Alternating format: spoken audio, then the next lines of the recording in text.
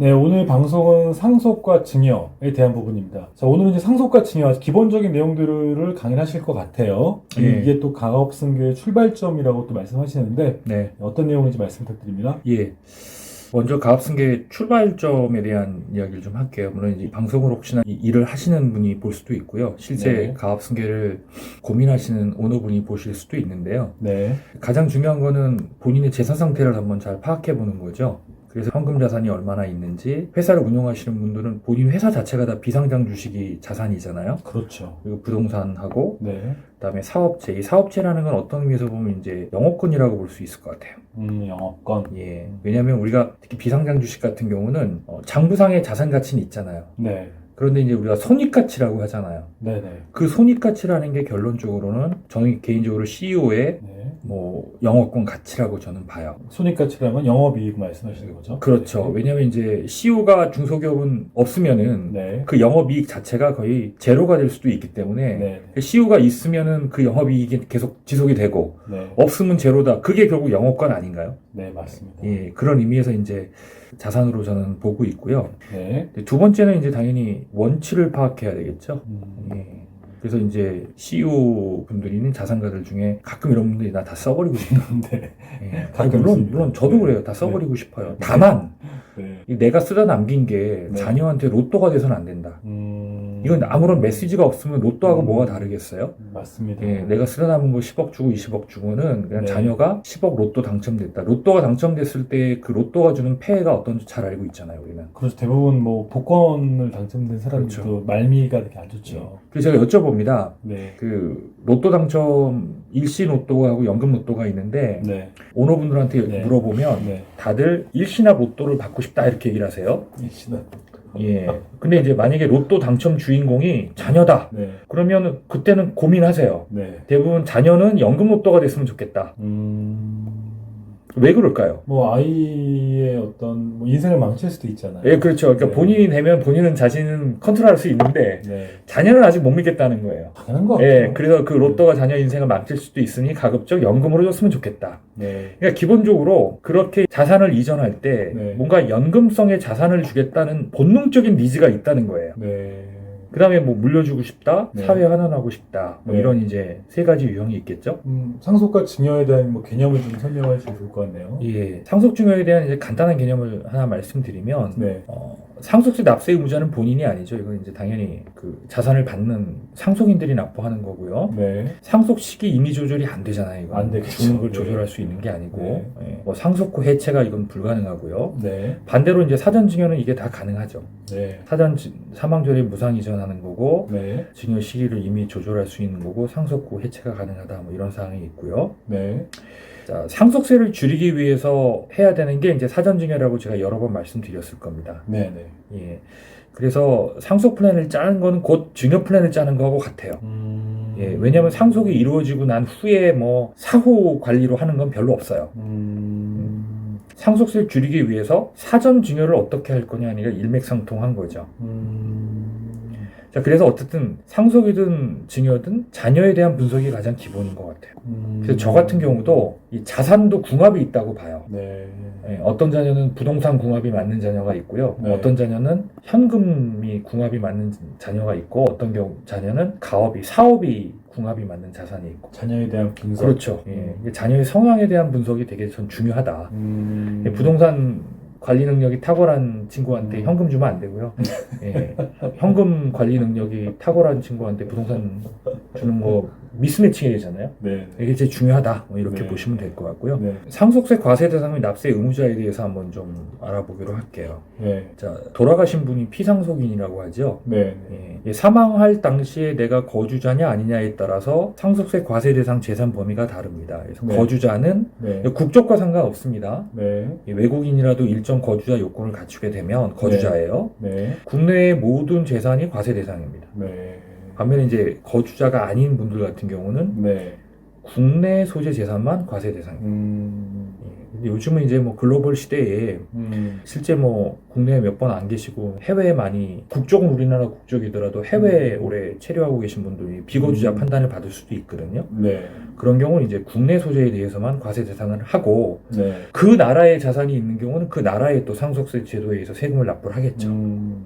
그다음에 상속인 중에는 그 수유자라고 합니다. 이건 이제 유증을 받은 자가 있고요. 사전 사인 증여를 받은 자, 뭐 증여 채무 이행 사망, 증여 채무 이행 중 사망하는 경우, 뭐 이런 경우가 있습니다. 특별 연고자가 있고 추정 상속인 유언 집행자, 상속재산 관리인 등이 있는데 이건 뭐 민법상의 내용들이라 그냥 한번 참고하시면 될 것 같고요. 복잡하네요. 네, 복잡합니다. 상속세 산출세액 계산의 프로세스를 간단하게 한번 보면요. 네. 예, 사망 시점에 본래 이제 상속재산이라는 게 있습니다. 네. 예, 여기에 이제 그 사전에 증여한 재산 가액을 플러스 하고요. 네. 여기에 이제 비과세되는 자산, 네. 또 과세가액에 불산입되는 자산, 네. 공과금이나 장례비, 채무 등을 이제 공제해준 과액을 뺀 게 이제 상속세 과세가액이고요. 네.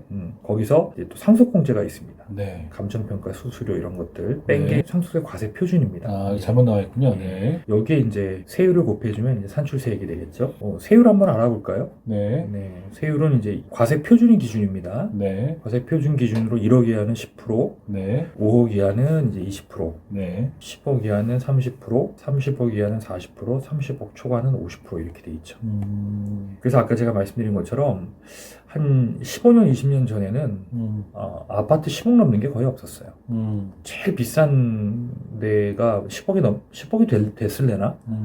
그러니까 그러면 이제 예를 들어서 5억을 빼주면 과표가 5억이 됐잖아요. 네. 그리고 여기 이제 5억을 기준으로 놓고 보면 네. 그쵸. 5억에 20%면 1억이잖아요. 1억에서 1,000만 원 빼주니까 9천만 원이 네. 상속세였죠. 네. 근데 지금은 이제 이 10억짜리 집이 30억, 40억 이렇게 가잖아요. 네. 그럼 예를 들어 30억으로 올랐다고 가정을 하면 네. 30억에 50%면 얼마예요? 15억. 예, 15억이죠. 네. 거기서 4억 6천을 빼줍니다. 네. 예, 그러면은 10억 거의 10억 4천이니까 네. 상속세가 9천만 원 나오던 게 10억이니까 10배 이상 상승이 된 거죠. 그래서 이제 특히 배우자가 없는 분들 같은 경우는 좀 더 세심한 상속 플랜이 필요하다라고 제가 말씀을 드린 거고요. 강남에 뭐 아파트 한 채 있는 분들은 뭐 상속세가 예. 굉장히 많이 나온다고. 이거는 그냥 제 생각인데요. 네네. 이분들 소득세 많이 거두려고 하지 말고요. 네. 어차피 상속세 많이 내야 되니까 상속세 제한 마련하기도 힘드신 분들이 소득세 내려니까 얼마나 부담스러우시겠어요. 자, 그럼 상속세 절세 전략을 한번 알아볼까요? 네. 네. 자, 아까도 말씀드렸듯이 상속 개시일 현재의 상속 재산 가액을 떨어뜨리는 거다. 네. 여기에 이제 가산되는 금액이 네. 간주 상속 재산 가액이라는 게 있습니다. 뭐 예를 들어서 이제 이분이 가입한 보험이라든가 네. 퇴직금 받게 되는 퇴직금 같은 경우 이제 간주 상속 자산이 네. 되는 거고요. 네. 추정 상속 자산이라는 게 있습니다. 이거는 네. 이제 실제 이분이 처분한 자산이 있어요. 사망하기 전에. 그렇죠. 네. 근데 이게 이제 누구한테 처분하는지를 알 수가 없잖아요. 그렇죠. 그래서 일정 부분은 이 처분한 자산도 상속 자산에 포함하겠다. 왜냐면 음. 이걸 이제 국가 입장에서는 이게 자녀 등 특수관계인에게 처분했을 수 있잖아요. 그렇겠죠. 예. 근데 이게 이제 만약에 실질적으로 세금 신고를 하고 처분이 됐거나 아니면 정당한 대가로 처분한 거라면 그걸 이 자녀가 입증해야 되는 거죠. 네. 그래서 사실은 제가 만나보면 실제나 자산이 얼마 없어. 10억밖에 없어. 그런데 알고 보니까 이분이 10년 동안에 알게 모르게 처분한 자산이 30억 되더라. 예, 이게 전부 다 금융거래 조사를 하기 때문에 네. 이 30억이 어떻게 처분됐는지를 네. 자녀들이 다 밝혀내야 돼요. 밝히지 못하면 추정상속자산이 되는 거죠. 재산 못 받았는데 세금을 내야 되는. 그렇죠. 네. 그런 문제가 생깁니다. 음. 그리고 사전증여 재산가액은 이제 이 상속 재산을 급격히 줄이기 위해서 사전증여라면 상속이 많이 줄어들잖아요. 네. 사전증여 재산가액 같은 경우는 이제 10년 이내에 증여한 자산 같은 경우는 상속자산에 가산을 하게 돼 있죠. 합산되죠. 예, 그렇죠. 그런데 이제 상속인 외자에게는 5년 이내에 상속 자산만 합산하게 돼 있는 거죠. 네. 자, 차감되는 금액들은 뭐 이런 게 있다고 아까 제가 말씀드렸고요. 네. 네. 그래서 결론적으로는 이제 가산되는 금액을 줄이는 거고 네. 차감되는 금액을 늘리는 건데 사실 차감되는 금액을 늘리는 게 마땅치 않습니다. 네. 어차피 뭐 공과금 장례비는 뭐 이거 뭐 이걸 뭐 두세 배 늘릴 수 있는 것도 아니고요. 네. 직전에 채무를 갑자기 발생시키는 건 가공 채무 위험이 있기 때문에 함부로 막 채무를 네. 고의적으로 발생시킬 수 없어요. 네. 뭐 감정평가 수수료도 다 정해져 있는 거고요. 네. 그렇다고 뭐 무조건 내 전 재산을 다 공익법인에 기부하겠다? 이것도 뭐 흔한 방법들은 아니고요. 그래서 이게 사후의 대처 방법으로 가면 특별한 방법이 없다. 네. 그럼 가산되는 금액을 줄이기 위해서는 사전 증여 재산 가액을 좀 늘린다. 네. 예. 그러니까 이제 10년 이전에만 하면은 합산이 안 되는 거니까요. 네네. 이런 방법들이 있다는 것 정도만 네. 이해하시면 될 것 같고요. 상속세 계산 흐름도네요. 몇 가지만 말씀드리겠습니다. 앞에서 설명드린 거고요. 사실은 이제 배우자 공제가 굉장히 큰 의미가 있죠. 네. 배우자가 있으신 분들은 최대 30억까지. 예, 30억까지 가능한 거니까요. 네. 근데 이거 조심하셔야죠. 네. 이 30억까지라는 거는 이제 배우자 명의로 30억을 자산을 이전해야 된다는 거예요. 그렇죠. 그러니까 배우자가 2차 상속이 될 때는 배우자는 독거 상태이기 때문에 네. 이 상속하는 자산의 가치 상승이 급격히 일어나게 되면 네. 배우자의 상속 자산에 대한 상속세가 많이 나옵니다. 네. 그래서 이 30억이란 배우자 공제를 활용하실 때에는 반드시 2차 상속에 대한 대비를 하셔야 된다. 자칫 이거에 대한 대비를 못하시면 오히려 배우자 공제를 지금 활용하는 게 더 많은 세금이 나올 수도 있다는 점을 유념하시면 좋을 것 같습니다. 네. 제때 신고 안 하면 가산세가 붙는다는 거 이해하시면 될 것 같고요. 상속세 납부 재원 대책이 충분히 안 되신 분들은 연부연납이나 물납제도 등을 활용하셔야 되는 것들이고요. 그렇죠. 네, 이 정도만 이해하시면 될 것 같습니다. 연부연납이 5년이죠? 네, 그렇습니다. 네. 예. 지금 뭐 이건희 회장 같은 경우도 그 이재용 회장 그 자녀들도 연부연납을 신청했다고 하죠. 워낙 거기 뭐 사이즈가 크니까. 네, 그렇죠. 네. 가산되거나 차감되는 이제 자산들에 대한 내용을 간단하게 몇 가지 포인트만 보면 아까 간주상속재산은 제가 말씀드렸죠. 네. 예, 실제는 사실상 상속재산이나 마찬가지예요. 네. 그래서 보통 보험금이나 뭐 퇴직금 같은 경우 있다고 말씀드렸고요. 그 다음에 간주가 아니라 이게 이제 추정상속자산입니다. 네. 추정상속자산. 사용처가 불분명한 거. 그래서 이제 기준이 있습니다. 1년 내 2억 원, 2년 내에 5억 원까지는 소명을 못 하더라도 이거는 이제 사용처가 입증됐다고 보겠다는 거예요. 이게 되게 중요한 게 실제 실화도 있어요. 아버님이 자녀들이나 배우자한테 얘기하지 않고 뭐 고아원에 뭐 20억을 기부를 했다. 근데 그렇죠. 그게 만약에 자료가 없다. 예. 이러면 아까 상속세는 다 그 상속인들이 내고 그렇죠. 예 나중에 문제가 되는 경우가 있더라고요. 뭐 오른손이 한 일을 왼손이 모르게 하라 뭐 이런 말 좋은 말이 있잖아요. 네, 좋은 네. 선행을 한 거를 네. 밝히고 싶지 않은 건 좋은데 네. 그 선의가 네. 자칫 자녀에게는 네. 상속세라고 하는 엄청난 삶의 이게 재무적 짐이 될 수 있으니까 그래서 이 상속할 때는 그 룰을 지키시면 안 돼요. 상속할 때는 반드시 내가 이런 기부 행위를 했다라든가 네. 어떤 선행을 했다라는 걸 반드시 자녀한테 네. 밝히셔야 된다는. 영수증을 받아야죠. 네. 그렇죠. 네. 사전증여 같은 경우는 아까 말씀드렸듯이 네. 10년 이내의 상속인, 5년 이내의 상속인 외의자에게 증여한다. 네. 그래서 사전증여 전략으로 많이 활용되는 게 이 5년 이내의 상속인 외의자에게 증여한 경우예요. 네. 그럼 여기에 해당되는 게 누구 있냐? 사위나 며느리입니다. 손자도 여기에 해당이 돼요.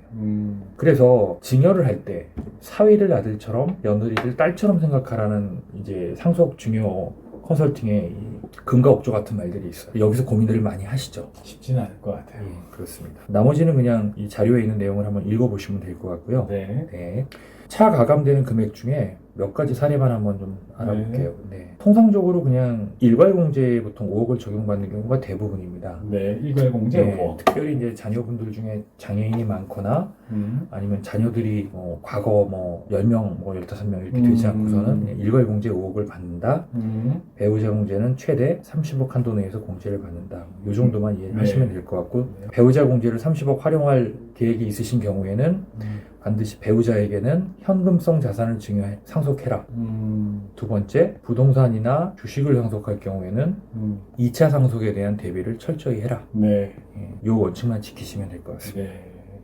가압상속 공제는 이제 500억까지 네. 공제가 된다고. 30년 이상인 경우에. 그렇죠. 네. 네. 그래서 요건을 맞춰서 이거는 가압상속 공제를 받으시면 되는 거고요. 금융재산 상속 공제 한번 말씀드려 볼까요? 이거는 이제 2억 원을 한도로 해서 네. 금융재산 가액에 대해서 20% 공제를 해줍니다. 이거는 이제 아마 부동산하고의 형평성 때문에 그래요.